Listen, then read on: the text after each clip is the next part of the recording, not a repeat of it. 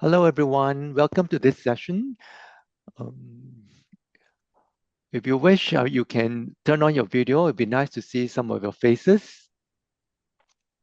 We'll wait for a couple of more minutes before we start the session.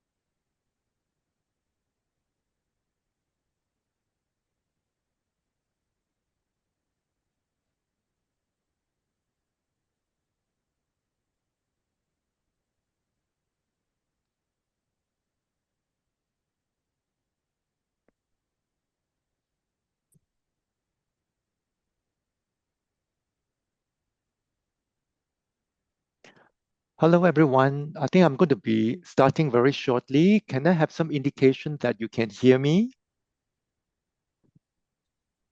Yes, we can. Okay. Right, that's good. I see some thumbs up. Very good. Thank you for your participation. Um, Let me first of all introduce to you very important person in the department, one of my colleagues, all right? And she is none other than Professor Georgia Pastorin, who is the head of department.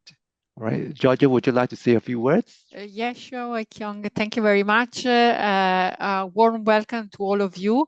I'm the new head of the Department of Pharmacy and Pharmaceutical Sciences. When I say new, I mean really that I started last week. But don't worry, because I've been in the department in other roles for quite some time, since 2006. And I have the luck of really having a fantastic team in the leadership, but also on the ground with the rest of our department colleagues. And I hope that throughout your time in NUS, we will guide you to the various aspects of pharmacy. So a warm welcome from me again, and we keep in touch. Thank you. Thank you. Thank you, Prof. Pastorin. So now I'm going to share my screen.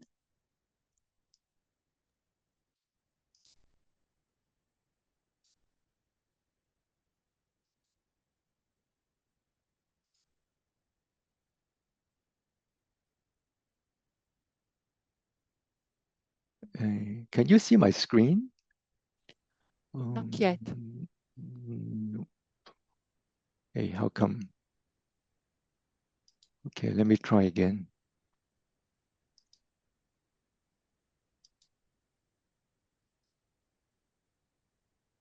Yes, I can.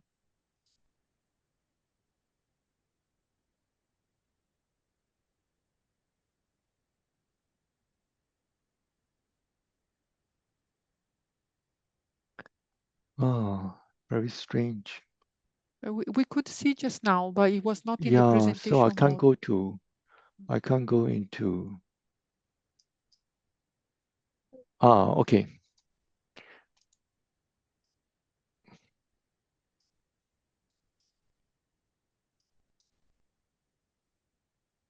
Okay.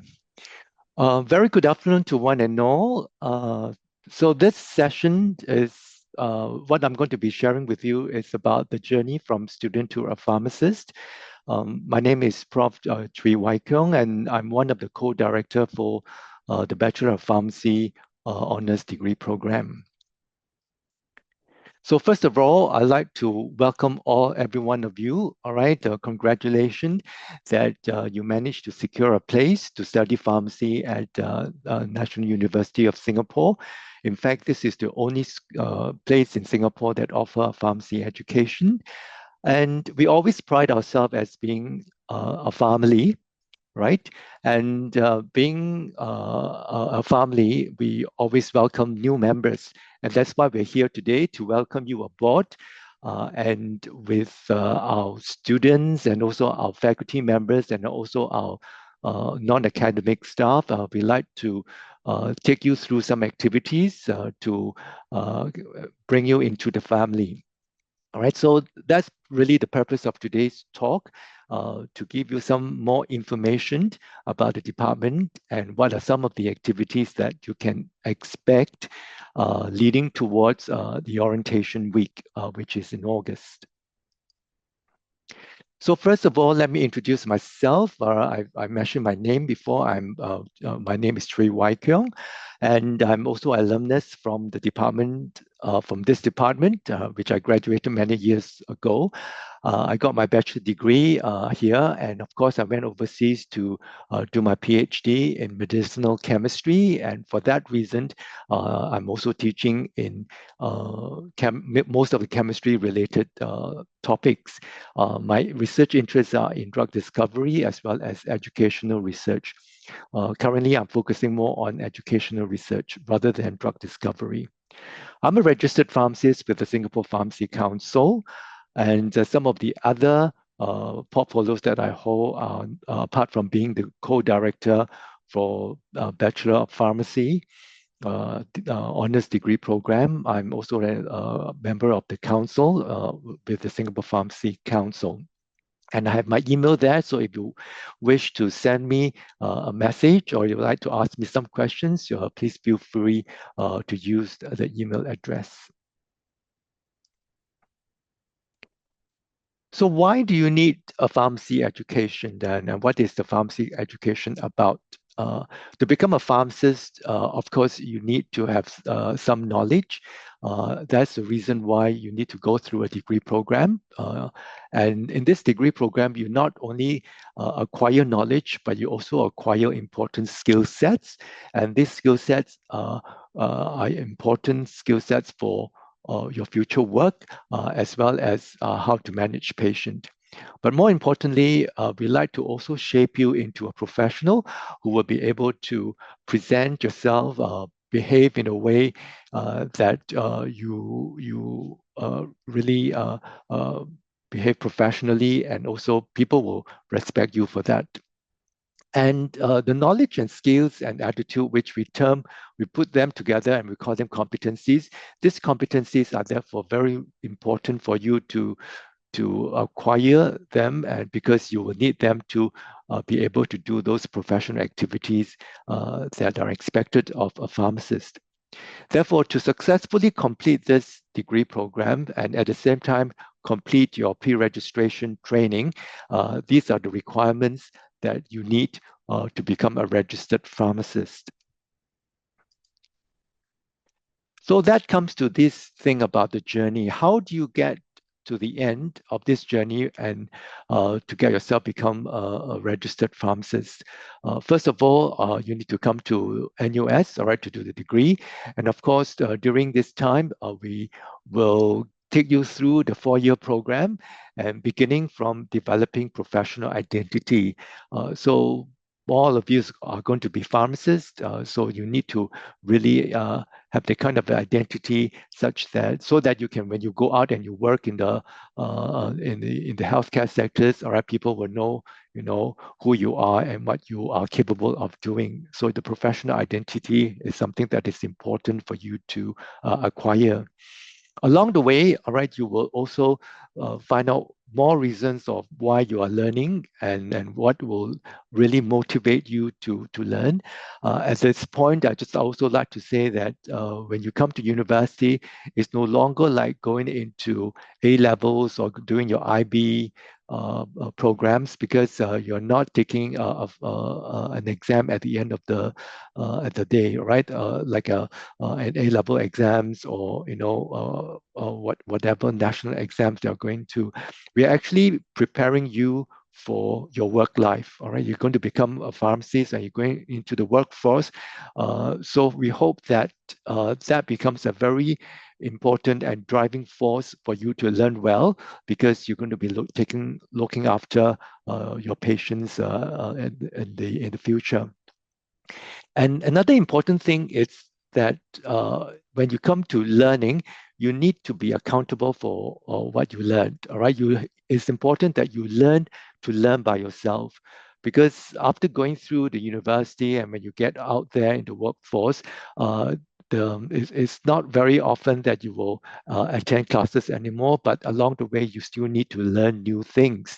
So how to learn new things? This is where you learn to acquire such skills where you do more self-directed learning. All right. So hopefully, going through the program, you will learn that kind of skill set as well. And of course, to be able to become a pharmacist, you need to build on some foundations in your knowledge, skills, and attitude. Uh, these are all very important things that you need to learn because they serve as a very strong foundation for you to build on, particularly for you who will be developing your career as a pharmacist. All right, you can actually go all the way up to becoming a specialist pharmacist. And to get to that level, you cannot forget your foundations. All right, so laying a good and strong foundations is really important for you for your future career development. And when it comes to learning, I think there are different types of learning approaches, and also many of you will come to us as different types of learners. All right. I think this is something that maybe we will share with you a little bit more during the orientation week. It's good that you discover for yourself what kind of learner you are, so that you can take the best approach for you to learn quickly and also more comfortably. And of course, you go through also different types of assessment. All right. So here, learning, I hope you don't bring forward like what you've done in your A levels, that you learn by doing exam questions. That's not the way to learn. All right. So it is important for you to be able to understand the concepts, all right, learn it, and then be able to apply. So the application bit is really important, and we hope that you are able to problem solve when you go out into the workforce, having learned all the foundational skill sets that you've learned in school.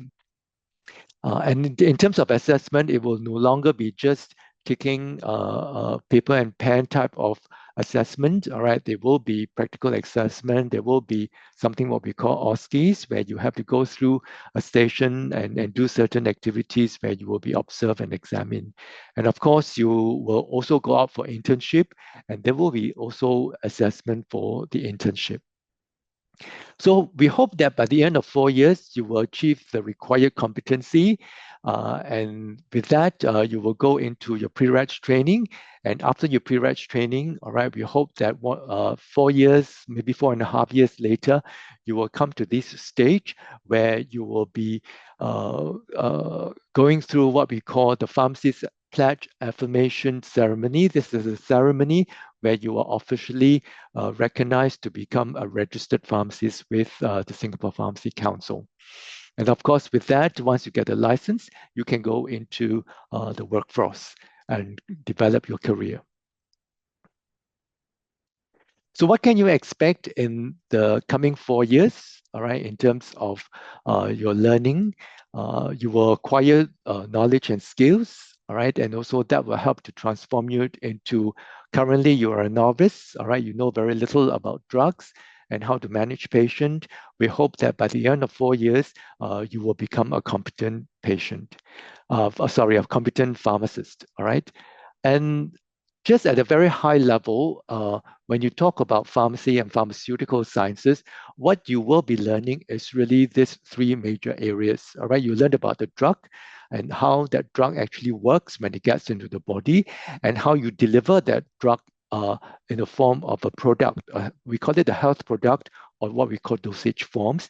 And there are many different dosage forms that the patient can use. All right, but the third area would be really something that you need to have a broader perspective of uh, how the pharmacists actually contribute towards the healthcare system.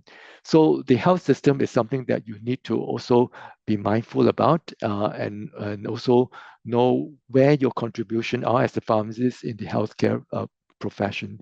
So a lot of the courses that you go through basically will kind of revolve around these three areas. But certainly at the end of the day, the more important thing that you need to learn is that the drug, the product, and the health system actually puts the patient in the center.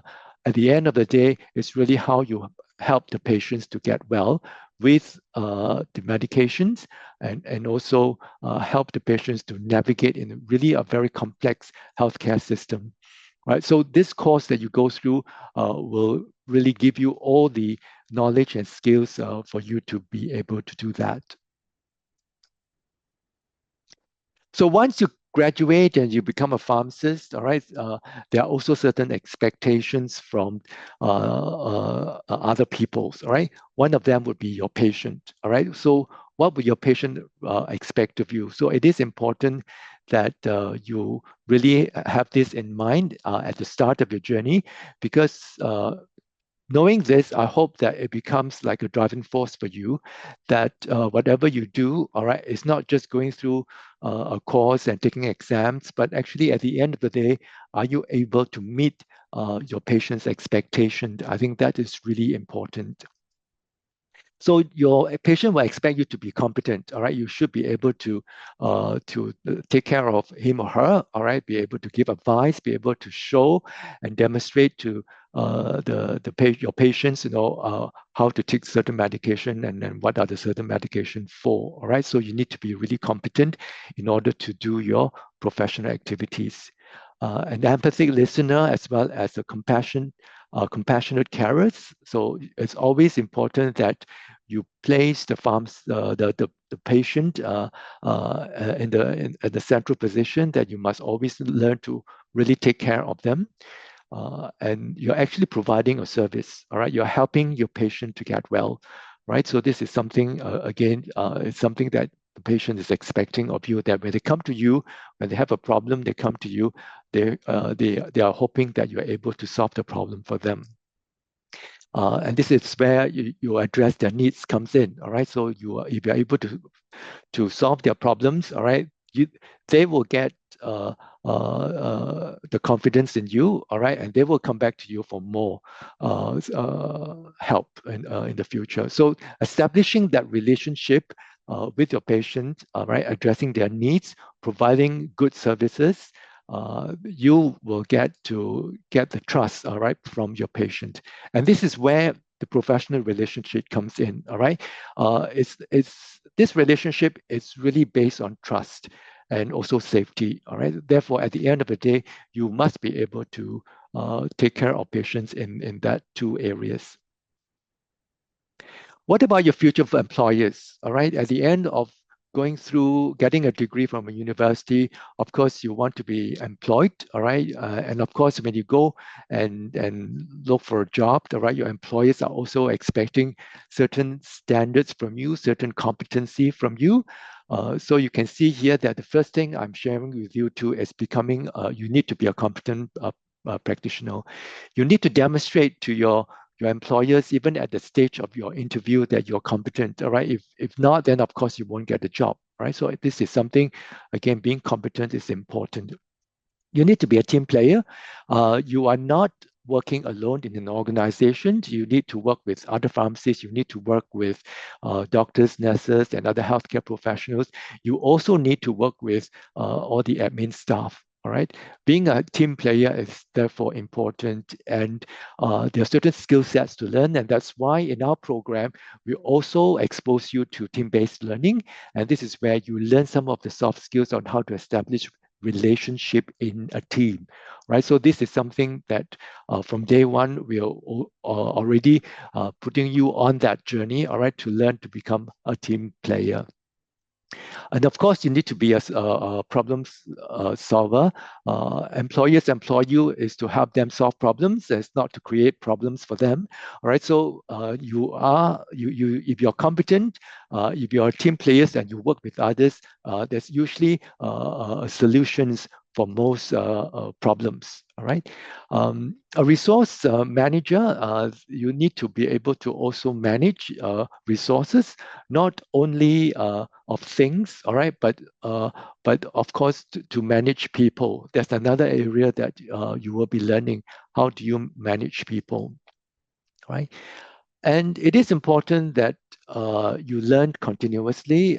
Going into a profession like pharmacy, or in fact any other healthcare profession, you are expected to be learning continuously, something what we call lifelong learning, all right? So this is something that we hope that you will acquire as well, right? Be more self-directed in learning, knowing what are your gaps, what are your deficiency, and recognizing that, then you will be able to undergo certain courses or training such that you can fill those gaps. All right. So learning is never ending. All right. Because in fact, in pharmacy, there's always a lot of new drugs coming up, and you need to understand how these new drugs works, and therefore continuous education is something important, and you need to undertake. All right. Another important thing is your employees will expect you not to do harm to your patient. All right. Patients are really quite poor thing already. They come to you with certain disease states. When you manage them, you don't want to get them into a worse conditions. All right. At the end of the day, you really want to see your patients getting well. All right. That you're not incurring more harm to the patients. So this is something that you need to be really mindful about. This will touch on what we call patient safety. Whatever you do, you got to think about the safety of the patient. And therefore, to be able to do that, it goes back to that point about being competent. All right, you need to make sure that you're competent. If you're not competent, then there is a high risk that you're harming your patient. And of course, behave professionally. That's what I think all employees are expecting the employees to be able to conduct themselves. So it may sound like a tall order, all right? There are a lot of all these expectations from your patients, from your employers, and also, I mean, when you come to university, there are also expectation from your professors, all right? But I think it's more important for you to learn to manage your time, all right, this 4-year program, that you want to enjoy it at the end of it, while you learn a new set of knowledge, skills, and attitude. But at the same time, we hope that you will take away with you really memorable situations from the schools, that you've gone through really a good programs, you have good classmates, good friends, from the university, from National University of Singapore, right? We hope that you will remember this period, become really an important part of your life's journey. So to be able to manage the course, which I can tell you at this point, is not an easy course. For any other healthcare professional program, it's not easy. Therefore, management of time is important. All right, don't get yourself into too many activities. But of course, you must have some activities, but not to the extent that you're spending more time on these activities than on your study. So management of time is important. It is also important that you build good relationship along the way with your classmates, with your teammates, because you will be learning together, and also building good relationship with your professors and also your trainers later on when you go out for your internship. Right. So if you don't have a good relationship, you have a sour relationship, or you are a loner, then it's really quite tough. All right.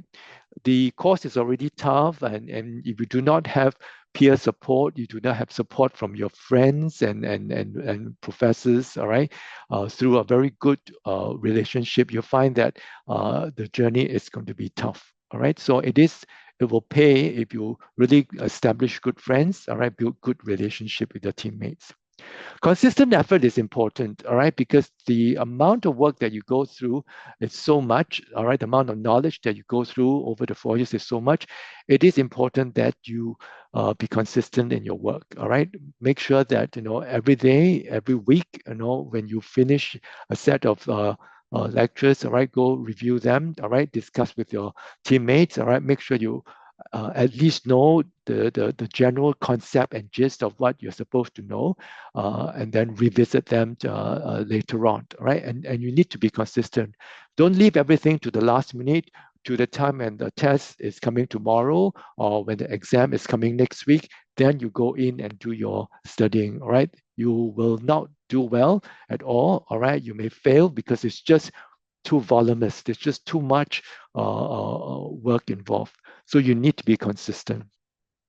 So joint student activities, that is something that we really strongly advise you and can encourage you to do, because this is a time where you also learn something which you don't learn in the classroom. For example, if you join the NUS Pharmaceutical Society and be involved in organizing activities, you learn some soft skills which will be helpful for you. All right, so it is also good for you to consider joining some student activities, not only at the NUSPS level, but also at the university level. And when you go through a program like this, the professors are going to be really stretching you, all right, pushing you beyond your limits. So we want you to really discover what is the limits that you can actually go and really maybe push a little bit beyond that comfort zone, such that you will become a better and more resilient person. All right, so be expecting that there may be stressful moments, a stressful time. Such stressful times are there because it will help you to become stronger, all right, and take the challenge, all right, to face those challenges. And really, at the end of the day, it's not about getting straight A's anymore. It's about how well you have learned and how well you are able to apply those knowledge and skills to help your patients. All right. You should look beyond perfect grades. All right. I know grades are important to some of you, or maybe to most of you, but I think coming to the university, getting a degree, preparing for your work life, it really is. You need to look beyond perfect scores. All right. Your employers will not look for people with perfect scores only. They really want to look at you as a holistic person. All right. When they interview you, they will want to know whether you are competent, all right, through some of the questions, the technical questions that they are asking.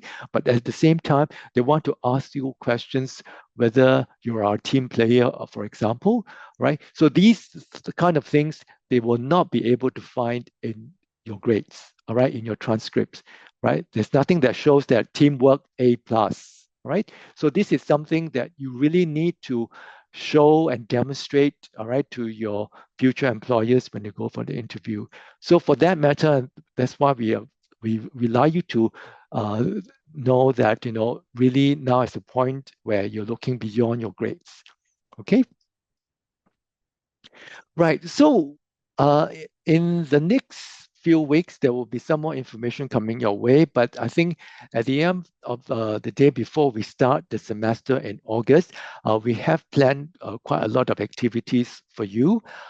In all week or orientation week, that will begin on the 5th of August. They are these activities that are lined up for you by the department.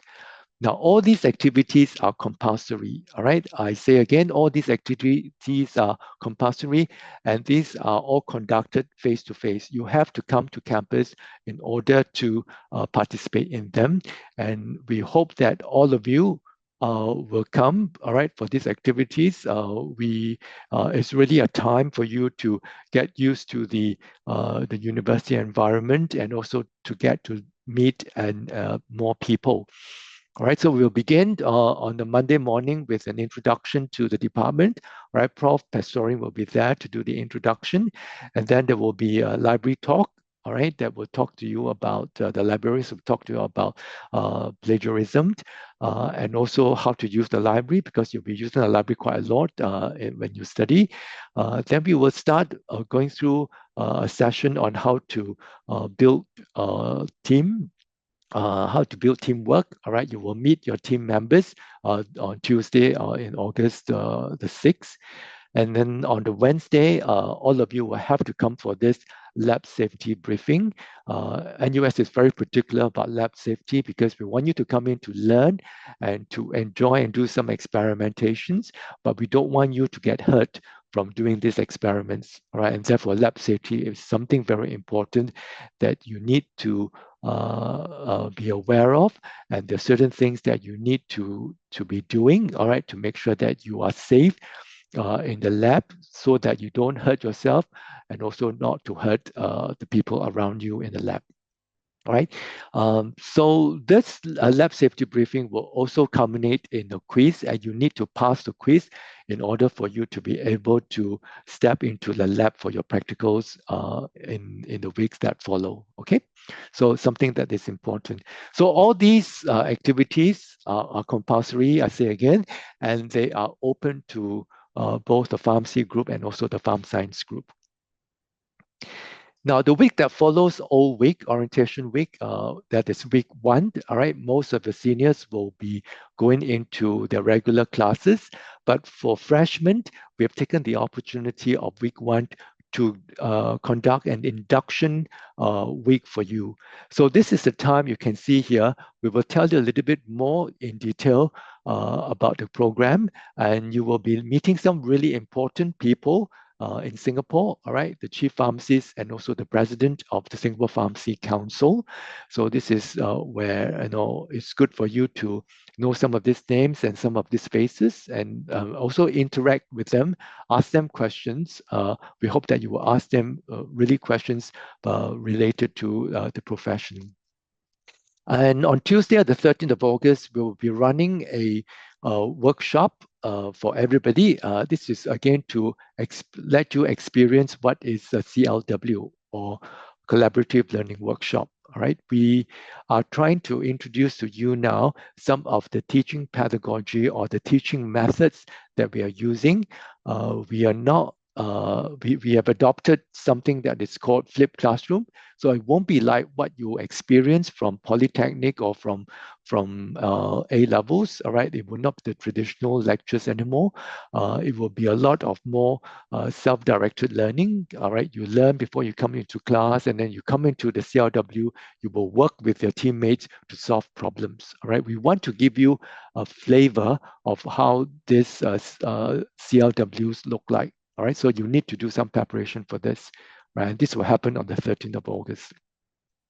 And on the 14th of August, we will begin the first session on this SPH 1901, Social and Behavioral Determinant of Health. This is one of the courses that you need to take within the common curriculum for healthcare professional education. All right, in this particular course, the common curriculum, you will be learning together with medical, dental, and nursing students. All right, so this is a regular class, and it will begin in week 1. And on the Friday in week 1, we wrap up the induction week by introducing to you all the courses that you will be taking in semester 1. All right, you will get to see most of the course coordinator, and they will share with you what to expect from the courses that will be rolled out in the weeks that follow. And there will also be a briefing on experiential learning. Experiential learning is something related to learning outside the classroom. This is part of what we call the internship. You will go out, first of all, as group, and then after the year 3, you will go out individually to complete what we call pre-employment clinical training. All right, so you'll be given more information regarding this during induction week on Friday. So on that note, I'm coming to the end of this presentation, what to expect in the next steps, all right? Now that you are matriculated, you also have a NUS email. So we strongly encourage you, all right?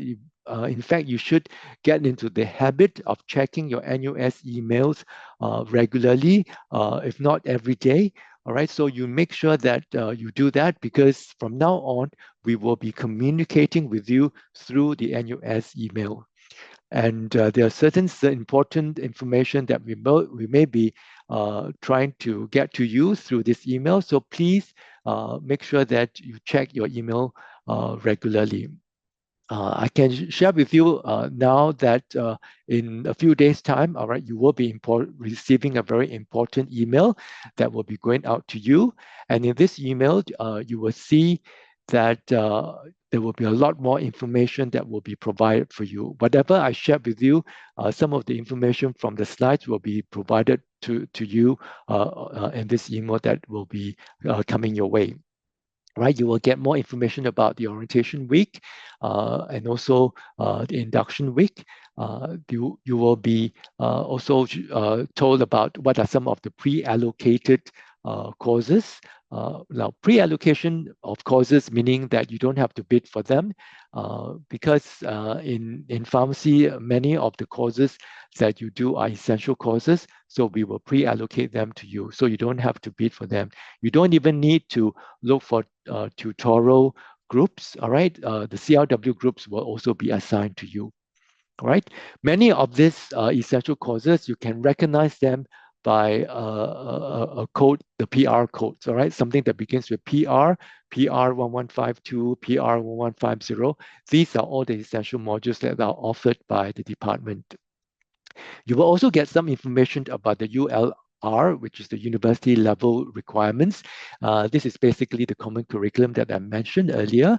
And the UE requirements, UE is unrestricted elective. So these are something that you will have to select on your own, all right, according to your own interests. And also you need to bid for them to get a place to undertake these unrestricted elective. More information on what to take, what are the possible kind of unrestricted elective to take, you can in fact talk to your seniors, all right? And that's why it is important that you come for all these activities that are planned for you, all right? For those of you who have already attended the camp, you may have contacts with your seniors, all right? Your seniors may also have given you some advice or tips on how to select unrestricted electives. But more information will be provided to you in this email. For those of you who came from polytechnics, all right, you will have some information about advanced placements credits. And then the last point here is vaccination and health screening requirements. So this is something that is important and you must do because you will be going out to various healthcare placement sites, all right? For example, polyclinics or the hospitals, right? And to be able to go to these places for training, for observations, you need to be vaccinated and you need to undergo certain health screenings, all right? So these are all important and therefore I will need to stress again that make sure that you check your emails and make sure that when there's a call for you to submit all these vaccination and health screening requirements, please do them in a timely manner because you need all this to be done and we need to collect all these in order for you to embark on the experiential learning. Now, coming very shortly will be Canvas. Canvas is the learning management system that NUS uses. With your email address, you will be able to access Canvas. All right. I will set up an orientation course for both the pharmacy and the pharmaceutical science group, and you can access this course to get information about what you need to do for orientation week as well as induction week. All right.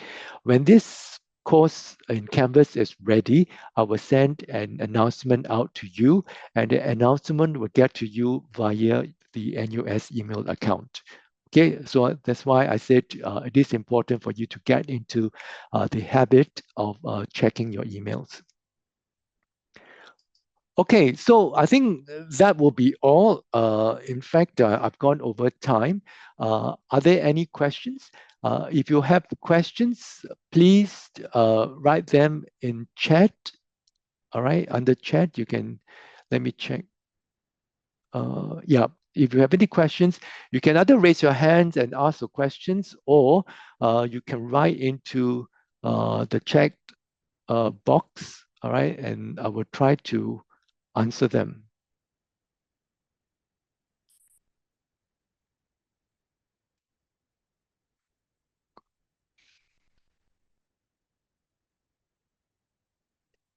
Okay, there's a question regarding the 20 units of university requirement courses to take. Are these courses the same as the common curriculum courses? Yes, they are. All right. So these 20 units, which comes to 5 courses, all right, each course is 4 units, and these are part of the university level requirements. All right. In other words, all the medical, pharmacy, dental, and students and nursing students are taking these courses, and it's a university level requirement, and you need to pass them in order for you to graduate.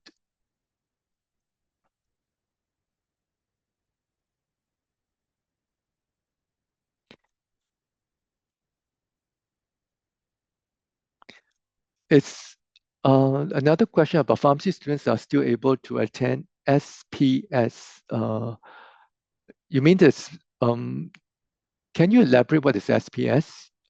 The special science program or what?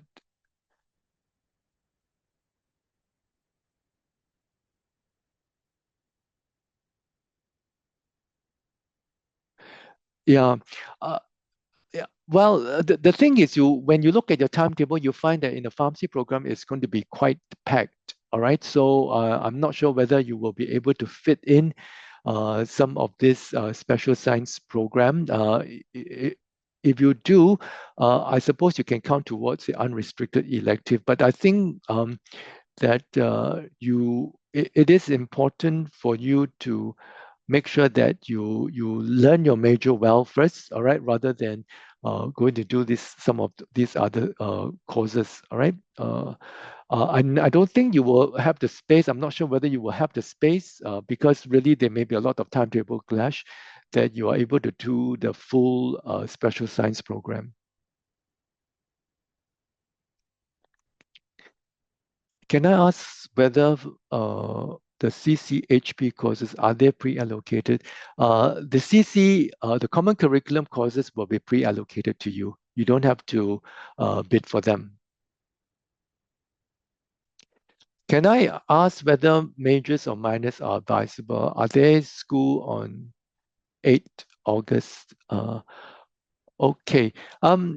The Okay, in pharmacy, like I said again, that you have quite a lot to learn. The timetable is usually quite packed. If you have a chance to go and put your timetable together, you can see that there's really quite a lot of timetable space that has been taken up by the pharmacy major. Minus, I think it can be quite challenging. All right, it's not for every student. Even though some of your seniors might have do it, but might have done it, but you find that you really got to be managing your time very well, and you're going to make sure that the courses that you're taking will not clash. All right, because once there's a clash, in the timetable, the system will not allow you to bid for that particular module. All right, so these are the challenges. All right, that um, uh, pharmacy students will face if you're considering a minor. But I think besides the minor, you could do some courses perhaps outside your the regular semester. All right, that is still possible. Like for example, if you're keen on exchange program, you might want to do a summer exchange program, for example. So that can actually enrich your learning. Um, on the 8th of August, I think I will leave that to your seniors. They may have organized some activities for you on the 8th. Allowed to take overseas. Yes, NOC is possible. All right. NOC means NUS Overseas College. We in fact have currently one student who have embarked on that journey, and he is now in Chicago doing an NOC. And however, if you decide to do it take that route, you have to be prepared to take an extra year before you graduate. All right, because again, it comes back to the pharmacy program, which is really quite packed. It is quite difficult for you to incorporate NOC into your regular semesters. So what happens is that you need to take a year out. That means after we will encourage you to do it after year 3. So your 4th year with us, with NUS, will be the NOC, and then you come back into the pharmacy program in your 5th year. Residents are considered UEs, or they are considered UEs. Residential college courses are considered as UEs, not the common curriculum.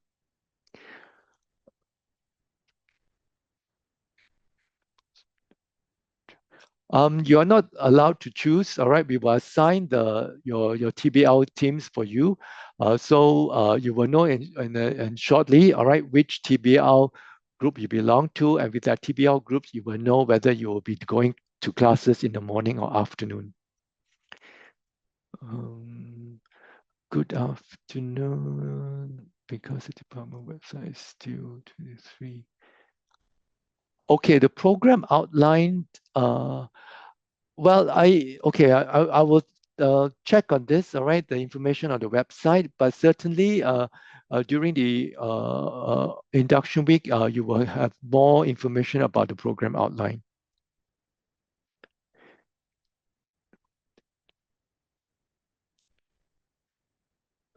I believe 24 units in first sem is a bit challenging because it's first your really your first sem, and I think they restrict that to maybe about 19 units or maybe up to 5 courses, right?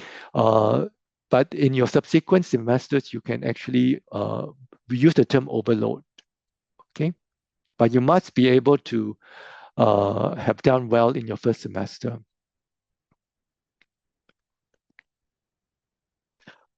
I'm sorry, the timetable for futures are not ready. All right, usually these will only be offered year to year.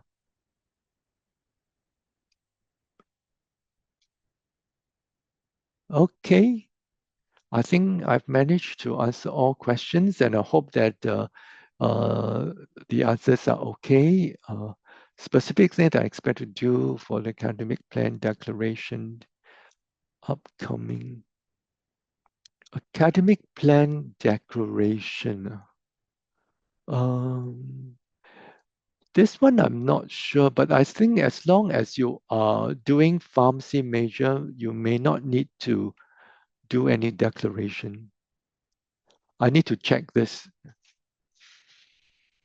I will check this, and then the department will send this out to you.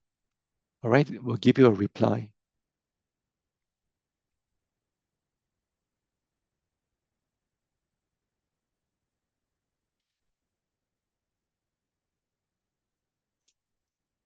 Are there any more questions?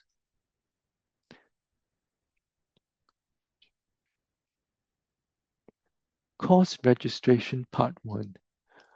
Sean, I need some help here. I'm not sure what is course registration part 1.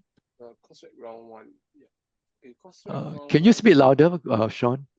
Sorry. Coursework round 1 will, let me just check, will start on 22nd July. So all these dates it is actually published inside NUS coursework websites. And also earlier was a question about a CAP plan declaration. Yeah. So a CAP plan declaration, there's one for all students that it will be on 15 July to 19 August. What is that about, Sean? Can you elaborate a bit? Okay, so that is for students that wanted to declare minors and majors. You can do it once before the semester starts. So after the semester starts, you won't be able to change until the next CAP plan declaration. Right. Yeah. So in other words, all the pharmacy students will declare pharmacy as a major. Yeah. Minor may be a bit difficult, right? Yep. So I think because you need the timetable and all that, so it's a bit difficult for you to declare. Yes.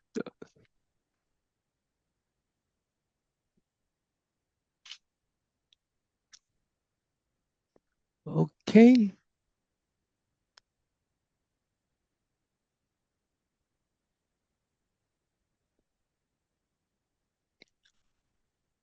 Okay, so I think maybe last call for questions. If not, I will wrap up the session.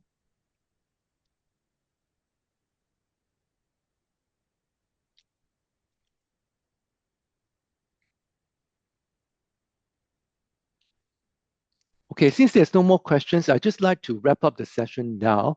Thank you all again for coming to this session, which I hope that you have found out a little bit more information about pharmacy program. And I think the take-home message really is that you really need to adjust your mindset, all right, to really find and the reason and the motivation for you to learn. And I hope that your motivation will be really to think about your future patients, all right, so that you can help your patient get well. And in terms of the follow-up actions, I think it is important now that after you've gone through this briefing, that you check your emails. All right, for those of you who have friends who may not have attended this session, please tell them that to look out for emails in the next few weeks, because there will be important messages sending out to you very shortly.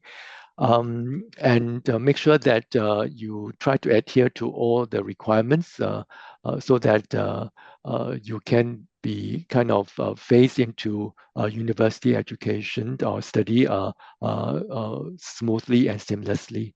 And I think last of all, it's really for you to really seriously consider taking part in all the activities that have been planned for you, particularly in all week. All right, all the activities are compulsory. Make sure that you come to it, and also in the induction week. All right, we are also giving you more information about the course.